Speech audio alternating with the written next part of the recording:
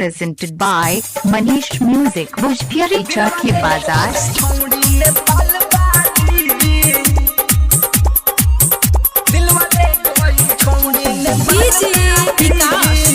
Manish Music, Bhojpuri Recording Studio Chakhi Bazaar।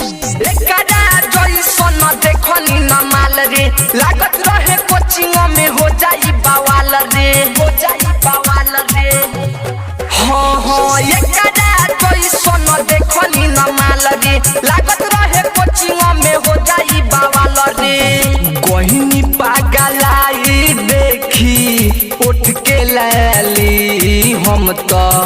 गोहिनी पागलाई देखी उठ के लाली दिल वाले कोइल छौड़ी ने पाल बाली दिल वाले कोइल छौड़ी ने पाल बाली दिल वाले कोइल छौड़ी ने पाल बाली दिल वाले कोइल छौड़ी ने पाल बाली दिल वाले कोइल छौड़ी ने पाल बाली। Manish Music, Bhojpuri Recording Studio Chakhi Bazaar।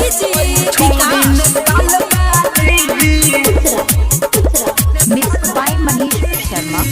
सीना से दबा के जब की कहा बोले के चलेला लाखों करोड़ों लोइका एकरा पमरेला का करेला पमरेला हाँ हाँ सीना से दबा के जब की कहा बोले के चलेला लाखों करोड़ों लइका एकरा पमरेला तब पढ़े लिखे में दिया पड़ी ढाक बैली पढ़े लिखे में दिया पड़ी ढाक बैली दिल वाले कोइल छौड़ी ने पाल बाली दिल वाले कोइल छौड़ी ने पाल बाली दिल वाले कोइल छौड़ी ने पाल बाली दिल वाले कोइल छौड़ी ने पाल बाली।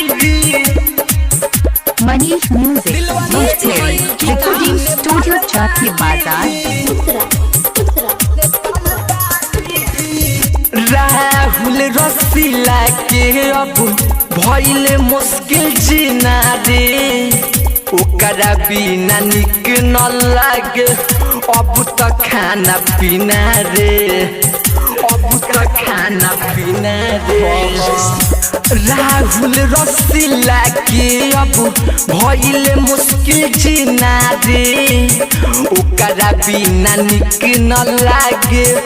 अब तो खाना पीना रे तो राइटर सिहुजी सुधीर पिया ढाक बैली राइटर सिहुजी सुधीर पिया ढाक बैली दिल वाले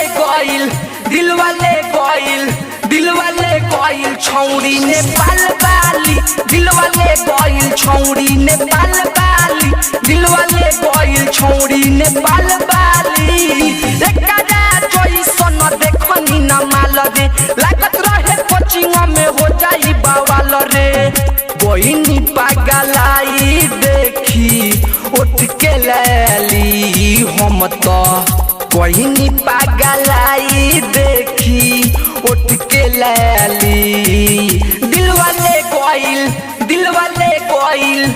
वाले कोइल छौड़ी ने पाल बाली दिल वाले कोइल छौड़ी ने पाल बाली दिल वाले कोइल छौड़ी ने पाल बाली।